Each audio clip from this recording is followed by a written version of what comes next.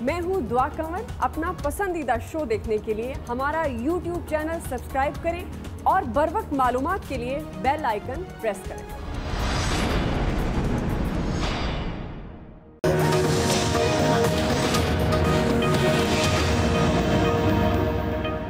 तो जैसा कि प्राइम मिनिस्टर साहब ने भी आज ट्वीट की कि जिसमें हम ये देखते आए हैं कि जो हमारी इकोनॉमी है वो मुसलसल बेहतरी की तरफ जा रही है। हमारी जो तरसीलात हैं बैरून ममालिक से उसमें भी 29% इजाफा हुआ है। इसी तरह हमारी एक्सपोर्ट्स बढ़ रही हैं, आदाद व शुमार हैं वो मुस्बत सतह पे आ रहे हैं। प्राइम मिनिस्टर साहब एक चीज़ से जिस पे कि वो इत्मीनान उनको नहीं है वो है महंगाई। क्या आवाम को मालूम नहीं कि पिछले 40 साल से इन्हीं की हुकूमतें थी। सियासी लीडरशिप जो आज आपको एक नजर आती है स्टेजों पे, टीवी पे भी नजर आते हैं, इनके ये वो मकरू चेहरे हैं जिन्होंने इस मेरे वतन को, मेरे पाकिस्तान को, पाकिस्तान के यंग लोगों के मुस्तकबिल को दांव पे लगाया है। ये वो लोग हैं जो किसी हमदर्दी के मुस्तहिक नहीं हैं। ये वो है जो आपके दुखों पे खेलते हैं और जब इनको मौका मिलता है ये आपका खून चूसते हैं। आज ये आवाम के हमदर्द बन बैठे हैं। प्राइम मिनिस्टर साहब ने बहुत पहले ही कह दिया था, 2 साल पहले ही कह दिया था कि ये सारे इकट्ठे होंगे, इकट्ठे हो गए। हम उस वक्त भी अकेले थे, हम अभी भी अकेले हैं। उस वक्त भी हमने अपोजिशन में रह के इनका मुकाबला किया, अभी तो हमारी हुकूमत है, तो हम इनका मुकाबला कैसे नहीं करेंगे। अस्सलाम वालेकुम नाज़रीन, आप देख रहे हैं प्रोग्राम एक्सपर्ट्स। मैं हूँ दुआ जमील। आज के पैनल का हिस्सा हैं अयाज खान साहब, आमिर इलियास राना साहब, फैसल हुसैन साहब, मोहम्मद इलियास साहब, lieutenant general retired Amjad Shoaib साहब और शकील अंजुम साहब। सबसे पहले बड़े सवाल की तरफ बढ़ते हैं और बात करेंगे गवर्नमेंट और अपोजिशन के दरमियान सियासी कशमकश की। तो अपोजिशन इत्तेहाद हुकूमत की कारकर्दगी और मुआशी पॉलिसीज़ को लेकर सड़कों पर निकल चुका है और ये दावा किया जा रहा है कि वज़ीर आज़म की तर्ज हुक्मरानी के बाइस मईशत और इदारे तबाह हो चुके हैं। अब इमरान खान और तहरीक इंसाफ का इक़्तिदार में रहने का कोई जवाब नहीं बनता। हुकूमत को दिसंबर तक घर भेज देंगे, मगर प्राइम मिनिस्टर इमरान खान साहब मुआशी बेहतरी की खुशखबरियाँ सुना रहे हैं। आज भी उन्होंने एक ट्वीट किया है और उस ट्वीट में उन्होंने बताया है कि बिलाखिर मुल्क दुरुस्त समत की तरफ चल निकला है। सितंबर की जो पहली तिमाही में करंट अकाउंट $792 मिलियन सरप्लस हो गया है। बरामदात 29% बढ़ गई हैं, जबकि तरसीलात ज़र में भी 9% इजाफा हुआ है। तो दूसरी तरफ स्टॉक मार्केट में तेज़ी देखने में आई है। सोना सस्ता हो रहा है, डॉलर के मुकाबले में रुपये की कदर में इजाफा हुआ है। गैर मुल्की सरमायाकारी भी आ रही है और इसी सिलसिले में आज तुर्की का खुसूसी वफ्द भी पाकिस्तान पहुंच रहा है। इसी मुनासिबत से आज का पहला और बड़ा सवाल है एक्सपर्ट्स के लिए। अमजद शुएब साहब, मैं आपसे आगाज़ करी हूँ। मुल्क में बहरान या इस्तेहकाम, अब ये किस तरह से अंदाज़ा लगा सकते हैं या कह सकते हैं कि किसका दावा दुरुस्त है? क्योंकि अपोजिशन कह रही है मुल्क में मुआशी बहरान है, जबकि प्राइम मिनिस्टर साहब कह रहे हैं कि मुआशी सिमत दुरुस्त हो चुकी है। बिस्मिल्लाहिर्रहमानिर्रहीम। देखिए, जहां तक तो आदाद शुमार का ताल्लुक है वो तो बड़ा मुश्किल होता है कि आप उसको जज कर सकें, क्योंकि अक्सर हुकूमतें उसमें फजिंग करती हैं और अवाम तक कोई बहुत सही पिक्चर नहीं पहुंचती। हमें पूरा अंदाजा नहीं होता कि जो कुछ कहा जा रहा है वो वाकई दुरुस्त है। इसमें एक चीज जो हमें पता है और वादे है वो ये है कि करंट अकाउंट डेफिसिट था, तकरीबन $25 बिलियन से ज्यादा था, और वो ये था कि आपने बाहर से माल मंगवाया हुआ है, पैसे भेजने, उनको पैसा देना है या अदा करना है। आप ये कह लीजिए कि अगर आपका कर्जा पहले 95 बिलियन था तो उसमें अगर वो 25 बिलियन और डाल दिया जाए तो ये $120 बिलियन का तकरीबन कर्जा बन जाता है।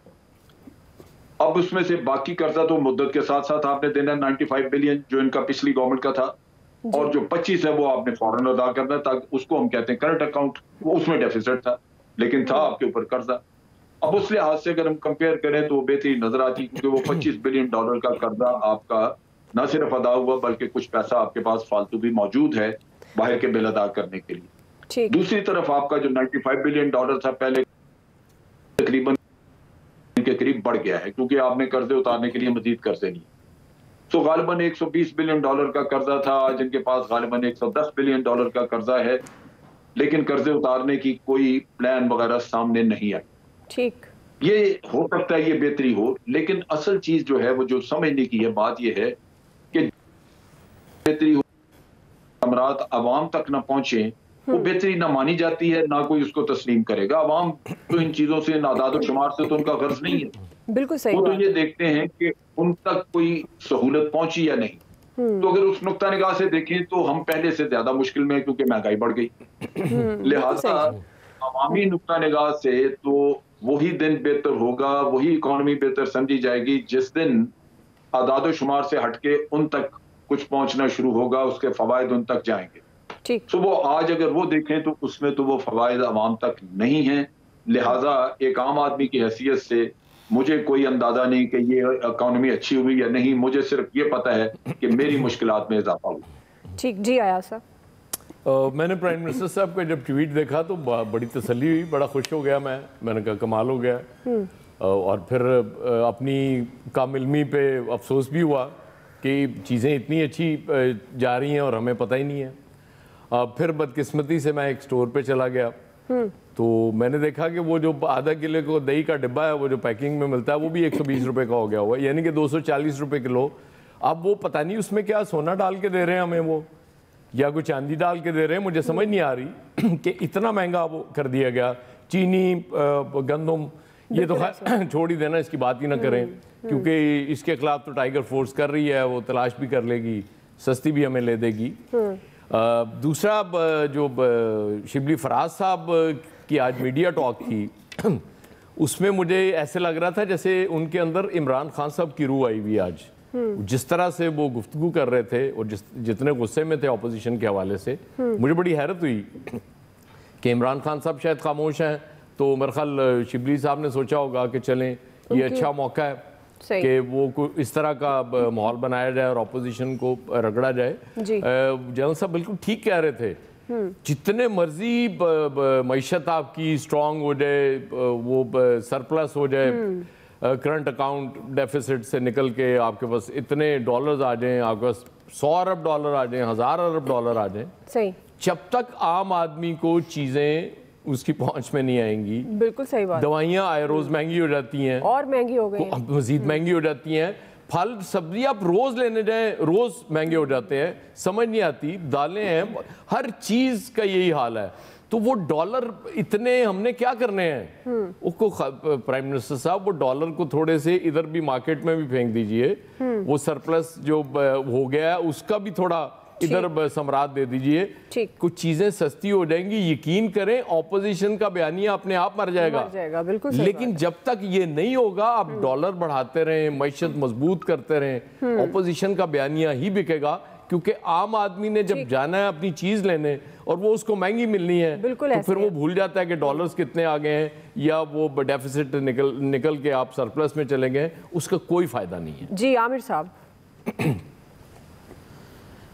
वो एक ठग था वज़ीर ख़जाना इसहाक डार, चूँकि ज़ाहिर है मौजूदा हुक्मरानों के फरमूदात हैं कि वो ठग थे, वो चोर थे, वो डॉलर मसनूई तौर पे 100 रुपये पे रोक के रखे थे और एक दफ़ा उन्होंने शेख रशीद की शर्त पूरी करने के लिए 100 रुपये से भी कम में डॉलर कर दिया था।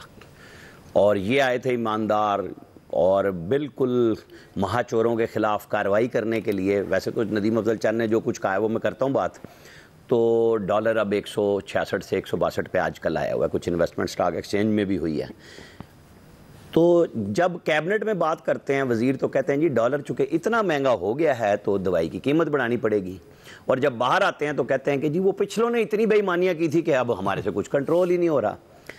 इनके हक में बोलने वाले साफ़ी साहब ने आज एक ट्वीट किया है और कहा है खुदारा अपनी टीम बदल लें। कल अयाज साहब यहाँ कह रहे थे ना एक अदाद शुमार मुस्तकिल बात करते हुए, वो मुस्तकिल तौर पे रितबुल लिसान है इमरान खान साहब की तारीफ़ में, और आज वो भी रो रहे थे कि जनाब चूँकि उनको हर तरफ से पटाखे पड़े हैं कि जनाब आप किस चीज़ की तारीफ़ कर रहे हैं। असल इशू ये है कि अगर वो ठग था इसहाक डार, वो पाकिस्तान के आम आदमी को चीनी 55-56 रुपए किलो अगर दे रहा था, अगर दवाई ठीक थी, 5 साल में गैस की कीमत नहीं बढ़ रही थी, जिस पे बड़े लोगों को गुस्सा आता है कि भाई जब ये बात की जाती है, भाई असल बात है आम आदमी को चीज़ें ठीक मिलना, वो मिलती रही तो आपकी इस ईमानदारी को हम कहाँ ले जाएंगे। वो जिस चीज़ पे हाथ आप रखते हैं वो अगले दिन वो रेट नहीं होता। आप कहते हैं कंस्ट्रक्शन इंडस्ट्री को हम फरोग देने जा रहे हैं, भाई वो कौन सी होगी, आपकी इंपोर्ट्स ज़ीरो हो गई, आपने इतनी शर्तें लगा दी कि आप कहते हैं जी हमारे सरप्लस ज़खायर हो गए। भाई यहाँ पे कोई चीज़ खाम माल ही नहीं आ रहा, आप बनाएंगे कुछ नहीं, एक्सपोर्ट क्या करेंगे?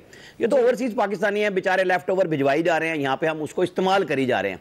कल नदीम अफजल चंद ने एहतसाब साहब से कहा, शहजाद अकबर साहब से, कि जनाब आपने कहा था चीनी को हम पकड़ेंगे, तो वो चोर कहाँ गए सारे के सारे कि चीनी तो इतनी महंगी हो गई और पकड़ा आपने किसी को भी नहीं।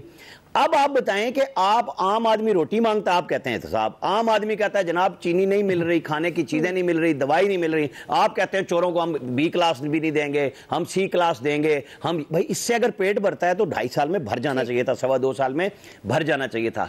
अब आप समझ लें कि आपको ओरिजिनल इश्यूज पे जवाब देना होगा। हिज़्ब इख्तिलाफ भी तब आ गई है जब आम आदमी का उनको पता चल गया है कि ये अब हमारे साथ खड़ा है। ये बात हुकूमत को, हर वजीर बात करने में कहता नहीं महंगाई तो हम मानते हैं। भाई महंगाई मानते हो तो हल भी करो ना। हल भी करें, बिल्कुल सही बात है। जी फैसल साहब। देखिए माशी बेहतरी वही होती है जिसको बताना ना पड़े, और माशी बेहतरी को बताने के लिए कई घंटे की जो है वो प्रेस कॉन्फ्रेंस ना करना पड़े। जैसे आपने कहा कि सोने की कीमत में कमी आ गई, तो सोने की कीमत का ताल्लुक जो है वो आलमी मार्केट से होता है। चले अगर लोकल मार्केट से भी है, तब सोना तो आटे की जगह इस्तेमाल करके उसकी रोटी नहीं बना सकते, तो ये सोना अगर कम भी हो गया तो उससे गरीब आदमी को क्या फ़ायदा होगा।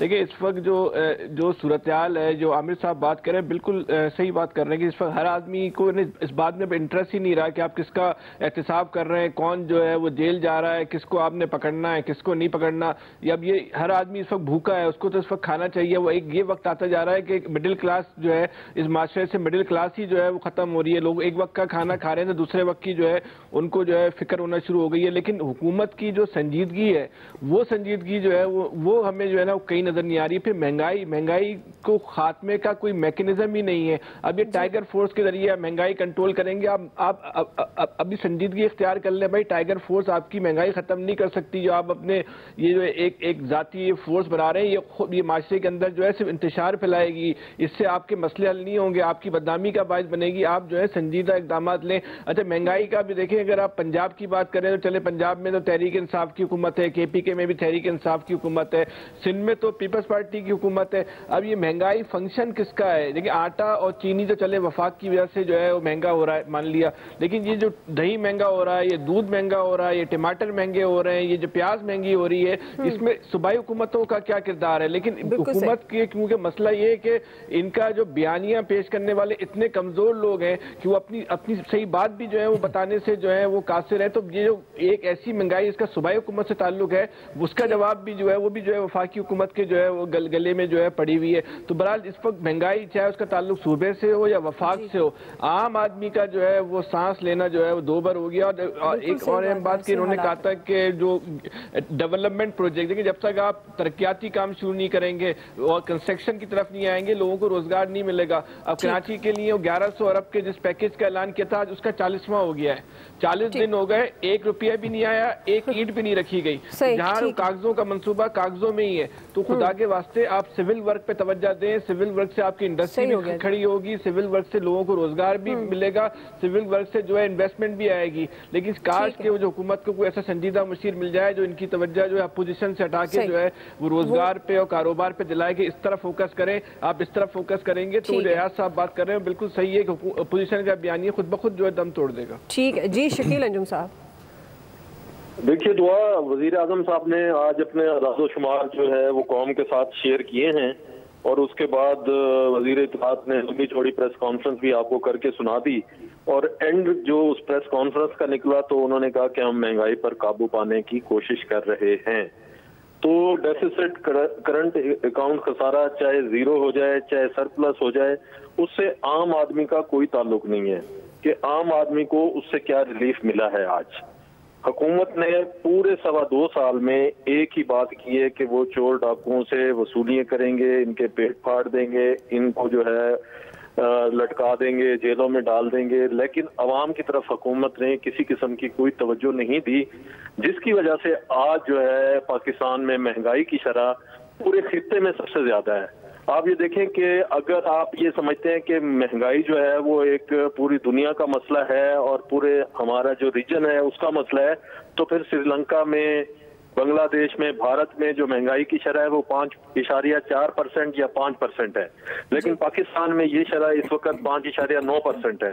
तो उसकी वजह क्या है कि हुकूमत की जो रिट है वो कमजोर है, बैड गवर्नेंस है, मामलात का पता नहीं है, जिसकी वजह से महंगाई में आए रोज जो है इजाफा हो रहा है।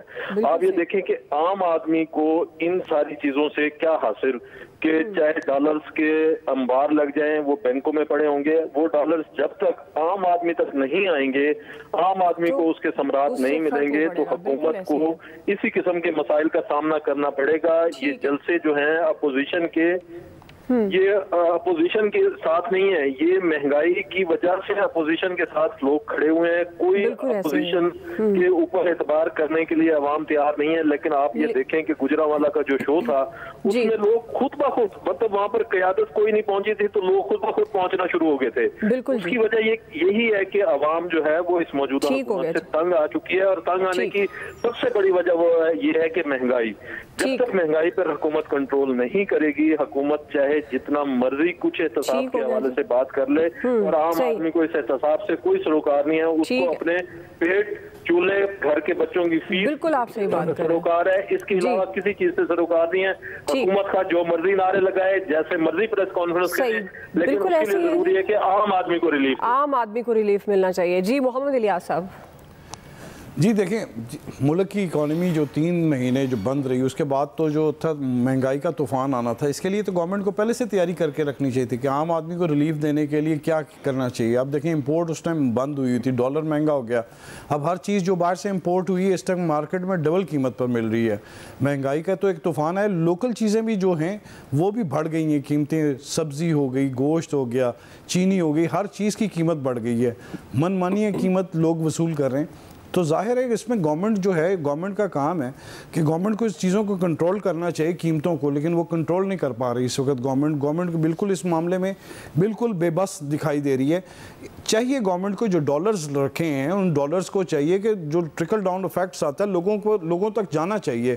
डॉलर रखने से कोई फ़ायदा नहीं होगा, इसको जो है इम्पोर्ट करें, डिमांड एंड सप्लाई का जो गैप है उसको कंट्रोल किया जाए, और उस सप्लाई को कंट्रोल करने के लिए इनको चाहिए जो चीज़ महंगी है मार्केट में मंगवा के उसकी सप्लाई बढ़ाई जाए। सप्लाई चेन जो है, यूटिलिटी स्टोर से तमाम लोगों को नहीं मिलती चीज़ें, और अगर मिलती भी हैं तो लाइनें लगी होती हैं लोगों की।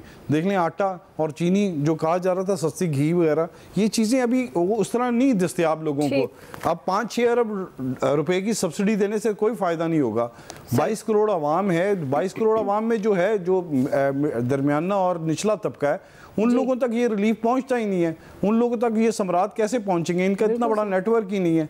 ये जो बनाएंगे, जो करेंगे, अब जो बच्चों की तालीम के लिए देख लें, बच्चों की वही हैं, तनख्वाहें तो नहीं बढ़ी, लेकिन महंगाई का जो एक सलाह बढ़ा है, लोगों की कीमतें करीब जवाब दे चुकी है। अब गवर्नमेंट को चाहिए कि इस तरह करें कि चीज़ों की कीमतों को कंट्रोल करने के लिए एक मैकेनिज्म बनाएं, ताकि ये जो मौजूदा टीम है वो सब अच्छा की रिपोर्ट दे देती है, प्राइम मिनिस्टर खुश हो जाते हैं कि जी सब अच्छा हो गया, लेकिन आम आदमी है उस पर ये जो असरात हैं वो देख लें कि बुरे से दिन ब दिन बुरे होते जा रहे हैं। बिल्कुल आप सही कह रहे हैं, महंगाई से आवाम जो है वो सख्त परेशान है, और हकीकत भी यही है, लोग जो हैं वो सख्त परेशान है, गवर्नमेंट से खुश नहीं है, बैड गवर्नेंस है एक्चुअली, जो महंगाई आए दिन इतनी ज़्यादा बढ़ती जा रही है। राय आप जान चुके हैं, ब्रेक ले रहे हैं, ब्रेक के बाद वापस आएंगे। आज का हमारा दूसरा सवाल होगा, सिंध पुलिस बहरान का सियासी फायदा किसने उठाया? राय लेंगे ब्रेक के बाद।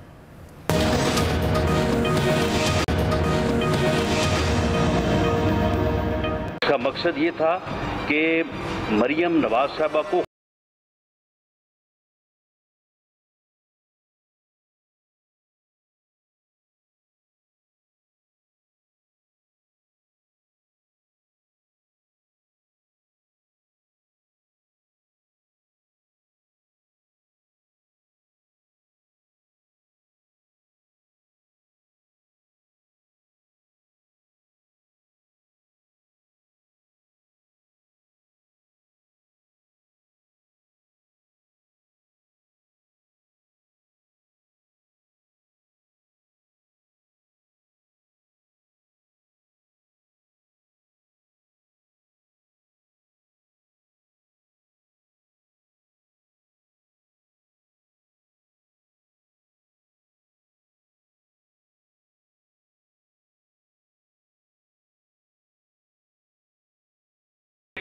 इदारों के खिलाफ बात करने का।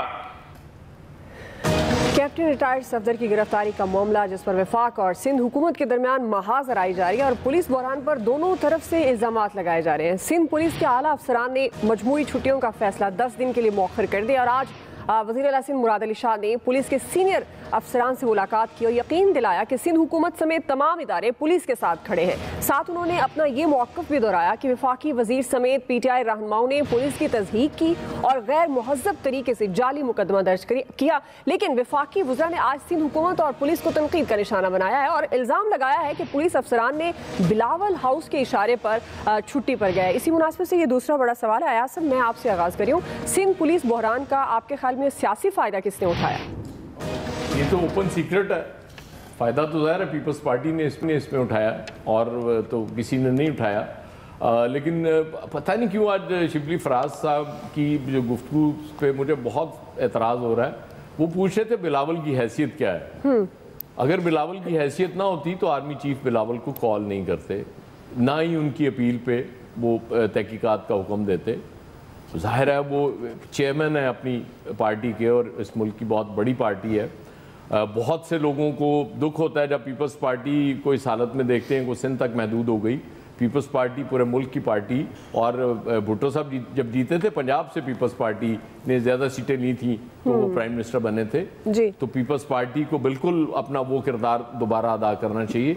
अब मैं सिर्फ ये चाहता हूँ कि सिंध पुलिस के अफसरान ने जो किया था अपने IG की तज़हीक पे, वो खैर जब रिपोर्ट आएगी इंक्वायरी रिपोर्ट तो मज़ीद हमें ज़्यादा वजाहत से पता चल सकेगा कि असल वाक़या हुआ क्या था जी। वो उन्होंने किया, एक इंडिपेंडेंस उन्होंने शो की कि हाँ हम इंडिपेंडेंटली काम करेंगे। तो मेरा ख्याल है कि अब सिंध से ये शुरू होना चाहिए, सिंध पुलिस से, कि अब सियासी दबाव बर्दाश्त करने से भी वो इनकार कर दें और बिल्कुल एक ऐसी इंडिपेंडेंट फोर्स बन के दिखाएं ताकि फिर दूसरे सूबों की पुलिस भी उसको कॉपी कर सके। जी आमिर साहब,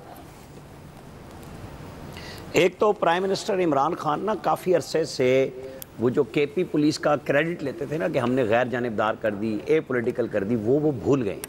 चूँकि पंजाब में उन्होंने सारा काम वो किया जिस पे वो लान तान करते थे कि जनाब ये तो टाउट्स हैं और पुलिस, पंजाब पुलिस शरीफ के साथ चलती है, उनका काम करती है। तो अब उन्होंने वो उमर शेख फार्मूला लगा के वो उससे तो बैलेंस कर लिया कि जी भूल जाएं। अब शिबली फराज साहब कह रहे हैं कि हिज़्ब इख्तिलाफ इदारों को लड़ा रही है और शाहिद खाकान अब्बासी कह रहे हैं कि वफाक और सूबों को लड़ाने की कोशिश हो रही है। भाई वफाकी हुकूमत कहाँ खड़ी है, वो किस चीज़ में मज़े ले रही है? अगर कल वज़ीर आला सिंध ने बराह रास्त बात नहीं की तो शहजाद अकबर साहब ने फटाफट बयान दाग दिया कि देखा है फ्रॉड, देखा है ये इन्होंने ही काम किया था। उसके बाद नहीं बोले जब से आर्मी चीफ ने कहा कि मैं इंक्वायरी कोर कमांडर के हवाले कर रहा हूँ, तो सारों को सांप सूंघ गया और बिलावल अब छोटा बच्चा हो गया। उस छोटे बच्चे ने आपकी चीखें निकलवा दी हैं, आप नाम भी नहीं ले सकते कि आप खड़े कहाँ हैं भाई शिबली फराज साहब। उस बच्चे ने आपकी हैसियत याद कराई है कि आप बतौर वफाक जो अरबों रुपए के पैकेज दिए के आए, एक तो उसमें रिलीज नहीं कर रहे, दूसरे आप फ्रीक नहीं रहे। तो जब आप फ्रीक नहीं रहे तो अब आप वेट करें कि आपके लोगों ने कबल अज वक्त ट्वीट्स कैसे किए, ठीक, और जब इंक्वायरी आएगी तो पता लग जाएगा। क्योंकि आर्मी चीफ ने वादा कर लिया, सिंध पुलिस 10 दिन के लिए छुट्टी पे नहीं गई, तो अब वफाकी हुकूमत को मजीद जल्दी पे तेल का काम नहीं करना चाहिए, इन्हें सुकून का सांस लेना चाहिए और जो इदारे काम कर रहे हैं उनको इदारों के तौर पे काम करने दें। ये अपने मफाद के लिए प्रेस कॉन्फ्रेंस करके मजीद लड़ाने का काम ना करें, तभी इस मुल्क में बेहतरी आएगी, वरना ये खुद उस तरफ लेके जा रहे हैं जहां अनारकी होती है। जी अमजद शुएब साहब, देखिए वक्ती तौर पे तो ठीक है कि सिंध पुलिस का लगता यही है कि उन्होंने इससे फायदा उठाने की कोशिश की, लेकिन जैसे ही हकायक सामने आए तो मेरा अपना अंदाजा है कि सिंध पुलिस को, सिंध गवर्नमेंट को फिर इस पे प्रॉब्लम्स निकलेंगी और उनको शायद शर्मिंदगी हो।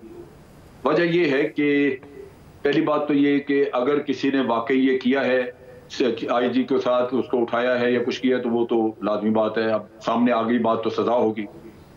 लेकिन IG पुलिस को ASI नहीं है कि वो सड़क के किनारे उसका घर था और उसको कोई ले गया आके। उसके घर की सिक्योरिटी बड़ी जबरदस्त है, वहां पे गार्ड्स होती हैं, अगर कोई जबरदस्ती किसी को खींचना चाहे तो जब तक गार्ड के साथ लड़ मर के गोलियां चला के नहीं कोई जाएगा वो वैसे ले जा नहीं सकता किसी को।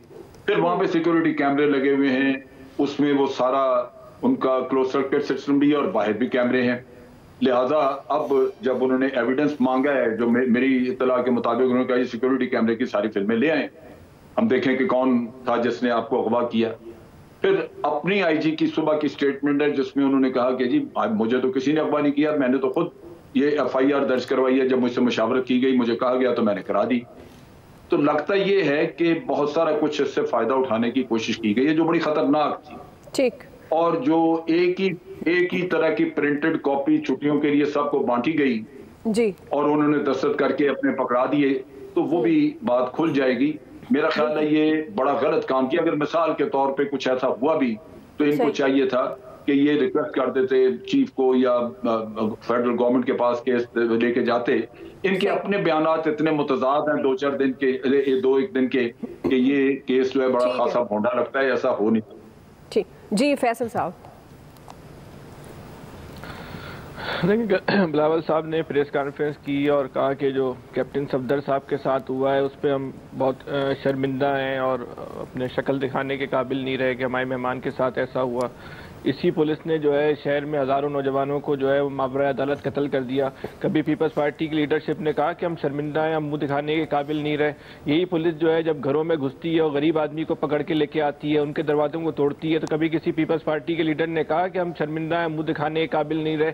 तो आम आदमी के साथ जब आप ये काम करते हैं और पूरे सूबे को आपने जो है पुलिस स्टेट बनाया हुआ है और पुलिस को जो है आपने जो है एक उसका जो किरदार जो है वो एक बदमाश और गुंडे का जो है आपने किया हुआ है, उस पर तो अभी कभी आपने शर्मिंदगी का इजहार नहीं किया। तो ये कैप्टन सफदर के पाकिस्तान की इतनी मोतबर हस्ती है, पाकिस्तान के लिए उन्होंने एक एटम बम बनाया था जिसपे आपको इतनी शर्मिंदगी हो रही है और आम आदमी के ऊपर नहीं होती थी। ये तो आपने पुलिस को जो मैंने कल भी आपसे कहा था पूरा एक पॉलिटिकल गेम है। पुलिस को आपने अपनी जो है बांदी बनाया हुआ है। आज 50 पुलिस वालों से आपने रिजाइन दिलाए और रियासत को जो है घुटने टेकने पर आप जो है मजबूर करते हैं। तो ये जो ब्लैक मेलिंग है, रियासत को भी सोचना होगा कि रियासत इतनी कमजोर है कि पुलिस वालों के इस ड्रामे को नहीं समझेगी, इनके आगे जो है वो ब्लैकमेल होगी। ये इस पे आप स्टैंड लेने का वक्त है कि आज आप पीपल्स पार्टी के ब्लैक मेलिंग में आ गए। पीपल्स पार्टी का तुर्रा इम्तियाज की पूरी सियासत जो है वो ब्लैक मेलिंग पर है। अगर आज आप पीपल्स पार्टी की ब्लैक मेलिंग में आ गए तो ये दोबारा आपके साथ ब्लैक मेलिंग करेगी। इस वक्त स्टेप लेने का वक्त है, फैसला करने का वक्त है, इनके दबाव में नहीं आना। ये सरता पैर जो है वो 2 नंबर लोग हैं। पुलिस का यहाँ तो कोई शनाख्ती कार्ड की जो खोने की FIR बगैर पैसों के शहर में नहीं कटती। जब भी पीपल्स पार्टी की किसी लीडर को शर्मिंदगी नहीं हुई, कभी किसी पीपल्स पार्टी के लीडर ने नहीं कहा कि हम आदमी को मुंह दिखाने के काबिल नहीं रहे। कैप्टन सफदर के मामले पे आप कहते हैं कि हम आम आदमी को मुंह दिखाने के लिए काबिल नहीं रहे। आपको इस सूबे का कोई आदमी ऐसा नजर नहीं आया जिसको आप कहते हैं कि इस पुलिस के जुल्म के खिलाफ हम मुंह दिखाने के काबिल नहीं रहे? साहब ठीक है जी। इलियास साहब जी बिल्कुल, इसमें जो फ़ायदा है तो जाहिर है अपोजिशन को इसमें फ़ायदा देखने में आ रहा है, क्योंकि अपोजिशन की जानिब से मुतालबा किया गया तो लोग यही समझ रहे हैं कि अपोजिशन बिल्कुल दुरुस्त है। लेकिन जो सूरत हाल है इसमें जैसे बताया जा रहा है कि जो सूरत हाल है इसमें जो इसकी इंक्वायरी हो रही है तो इंक्वायरी में यही है कि पुलिस को ज़ाहिर है अगर इस्तेमाल किया गया है, पुलिस को इस्तेमाल किया गया, अगर किसी सियासी जमात ने इस्तेमाल किया है और इस पर प्रेशराइज़ किया है तो यहाँ फिर इस तरह जो जबरी छुट्टी भेजने के लिए किया गया तो ये बड़े इसके असरात हैं वो बड़े मनफी आएंगे। ज़ाहिर है इसके लिए ये एक पैटर्न सेट हो जाएगा आइंदा के लिए कि अगर किसी ने अगर IG साहब को उठाया है या ज़बरदस्ती करवाई है उनसे तो ये मुस्तकबिल में इसके लिए बड़े यानी कि होंगे कि अगर कोई इसको सज़ा मिलती है तो आइंदा इस तरह का कोई कर नहीं सकेगा। दूसरे सूबों में भी एक पैटर्न सेट हो जाएगा। बहरहाल इस इंक्वायरी के बाद जो जूं वक्त आता करीब आता जाएगा इसमें कई देखेंगे आप तब्दीलियाँ आएंगी। अभी तो एक दूसरे पर इल्ज़ामात लगाए जा रहे हैं, एक दूसरे को नीचा दिखाने की कोशिश की जा रही है अवाम के सामने कि ये है, लेकिन अवाम को इस मसले से कोई सरोकार नहीं है क्योंकि उनका बुनियादी तौर पर यह मसला नहीं है किसी के ऊपर पर्चा होता है। एक आम आदमी को रिलीफ नहीं मिलता, कैप्टन सफदर को रिलीफ मिल रहा है। तो ये लोगों को देखना होगा। लोग ये कह रहे हैं कि ये कम रह गया जी, बड़ा आदमी है तो उसको वजह से दे रहे हैं, छोटे आदमी के लिए भी इसी तरह। शकील अंजुम साहब देखिए दुआ, मेरा ये ख्याल है कि जो हुकूमत है उसको जो इंतकामी कार्रवाइयाँ या झूठे मुकदमात बनाने होते हैं वो भी बनाने नहीं आ रहे उसकी टीम को। जैसा कि आपने देखा कि राना सनाउल्लाह पे जो पर्चा बनाया हेरोइन का, 15 किलो हेरोइन का, उसकी वीडियो आज तक ANF जो है वो अदालत में पेश नहीं कर सकी। और अगर ये थोड़ा सा सब्र कर लेते तो कैप्टन सफदर कराची में ही मौजूद थे, सुबह होनी थी तो उनको गिरफ्तार करना था तो गिरफ्तार किया जा सकता था। तो आपको याद होगा कि जब भुट्टो साहब का दौर था तो उन्होंने भी वो चाहते थे कि चौधरी ज़हूर इलाही के खिलाफ पर्चे बनाए जाएं, तो उस दौर में गांव में भैंसे शैंसे बड़ी चोरी होती थी। तो उन्होंने कहा, थानेदार तंग आया हुआ था, उसने कहा यूं करते हैं कि ज़हूर इलाही साहब के खिलाफ जो है ना भैंस चोरी का मुकदमा दर्ज करा देते हैं। तो वो दर्ज हुआ भी, आपने देखा, और बड़ा मशहूर भी हुआ। तो मौजूदा हुकूमत भी मेरे ख्याल इसी किस्म के जो है वो इकदामात कर रही है। मैं ये समझता हूँ कि आर्मी चीफ साहब के बरवक्त एक्शन से, बरवक्त टेलीफोन कॉल से और बिलावल भुट्टो ने जो प्रेस कॉन्फ्रेंस की, अपनी सेंस प्रिवेल की, उससे जो आईनी बहरान पैदा होने जा रहा था, ठीक है, वो कुछ अरसे के लिए थम गया है। और अभी तक जो है सारी बातें कयास पर की जा रही हैं। जब तक 10 दिन के अंदर इंक्वायरी रिपोर्ट फाइनल नहीं हो जाती तो सूरत हाल वाज़ेह हो जाएगी। ठीक है जी, शकील अंजुम साहब, आपका पॉइंट ऑफ व्यू आ गया। ब्रेक ले रहे हैं, ब्रेक के बाद वापस आएंगे।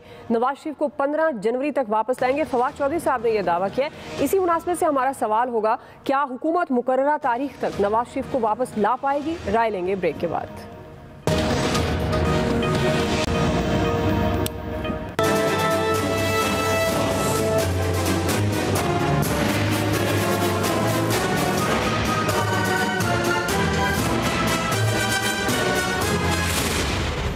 हुकूमत ने साबिक वज़ीर-ए-आज़म नवाज शरीफ को वापस लाने की कोशिशें तेज़ कर दी हैं। फाइनेंशियल टाइम्स के मुताबिक पाकिस्तान ने बरतानवी हुकूमत से बाज़ाब्ता रब्ता किया है। मोमिन खुसूसी शहजाद अकबर ने बरतानवी हुकाम को एक ख़त भी लिखा है कि नवाज शरीफ मुजरिम हैं, उन्हें बेदखल करके पाकिस्तान भेजने में अपना किरदार अदा करें। तमाम वफाकी वज़ीर फवाद चौधरी साहब ने यह दावा किया कि 15 जनवरी तक नवाज शरीफ को वापस ले आएंगे।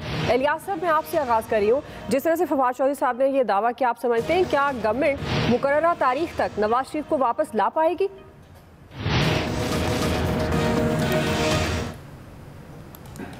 पहले भी ये किसी को नहीं लेके आ सके इंग्लैंड से, क्योंकि इनके पास ट्रीटी नहीं है, कोई ऐसा इशू ही नहीं है। पहले भी कभी किसी को नहीं लेके आ सके उधर से। अगर गवर्नमेंट से रब्ता करते हैं तो देखते हैं उनको रेड वारंट इशू उनके करते हैं, जैसे लेके आने के लिए अपनी इनके गवर्नमेंट से टू गवर्नमेंट मुज़ाकरात होते हैं, तो फिर देखें फिर कोई कामयाब होते हैं। वैसे ये लाने में तो मुझे तो नहीं लगता कि ये कामयाब हो सकेंगे, क्योंकि पहले भी इनके ऐसा कुछ नहीं कर सके। ये पहले भी पेपर वर्क करते रहे, पहले भी इन्होंने कहा था कि लेके आएंगे उनको, अगर वो उन्होंने मुआहदे की पासदारी ना की। तो अब देखें गवर्नमेंट को ये खत लिखते हैं तो उस पर गवर्नमेंट की जो इंग्लैंड की गवर्नमेंट है वो कितना इस पर अमल दरामद करती है, इनकी बात मानती कि नहीं मानती। ठीक है, ये अब देखना पड़ेगा कि खत का क्या असर होता है। ठीक है लियास साहब। जी अमजद, मेरा नहीं ख्याल कि ये ला सकेंगे। बहुत सारे मुल्कों ने, हमारे जो ये थर्ड वर्ल्ड कंट्रीज हैं, वो कोशिश करते रहे अपने लोगों को वहां से लाने की, तो कभी हुआ तो नहीं आज दिन तक कि वो उन्होंने दिए हों। और अब भी मेरा ख्याल है कि कोई ऐसा ना एग्रीमेंट है, मेरा नहीं ख्याल कि ये ला सकें। जी शकील अंजुम साहब, देखिए दुआ, कोई ऐसा मुआहदा नहीं है यूके गवर्नमेंट के साथ कि नवाज शरीफ साहब को वापस लाया जा सके। ये मेरे ख्याल एक सियासी पॉइंट स्कोरिंग है। या तो जिस यकीन दहानी से उन्होंने डेट दी है, या तो फिर मलका बरतानिया से या उनकी बात होगी है, या फिर बोरिस जॉनसन से बात होगी है कि उन्होंने डेट दे दी है। मुझे तो एक ही सूरत लगती है, अगर जिस तरह अपोजिशन दिसंबर का कह रही है हुकूमत नहीं होगी, तो फिर शायद वो 15 जनवरी को आ जाए। ठीक जी, फैसल साहब। देखिए, वैसे तो तहवील मुल्ज़िमान का कोई मायदा नहीं है, लेकिन अगर मायदा भी होता तो ये इतनी फारिग गवर्नमेंट है फिर भी नहीं ला सकती थी। इस हुकूमत से तो आपकी तवक्का ही नहीं करें, कुछ भी नहीं कर सकते। जी आमिर साहब। हाँ, ये लाना चाहते ही नहीं। ये तो कह रहे हैं कि हम उनका शनाख्ती कार्ड और पासपोर्ट भी मनसूख करेंगे, तो फिर उसके बाद डार वाला काम होगा, तो वो लाएंगे कैसे? ये पिछले हफ्ते बरतानवी जो सफ़ीर हैं, हाई कमिश्नर हैं, वो मिले थे वज़ीर ख़ारजा से। उनसे भी हमारे वज़ीर ख़ारजा ने एक लफ्ज़ नहीं कहा नवाज शरीफ के बारे में। और ये क्या करेंगे? ये सिर्फ अश्क शोइयाँ, टामक टोइयाँ इनके पास है ही यही, हम जाने नहीं देंगे, हम एनआरओ नहीं देंगे। बाद में चीख मारते हैं कि जी वो तो निकल गए, वो तो फ्रॉड कर गए।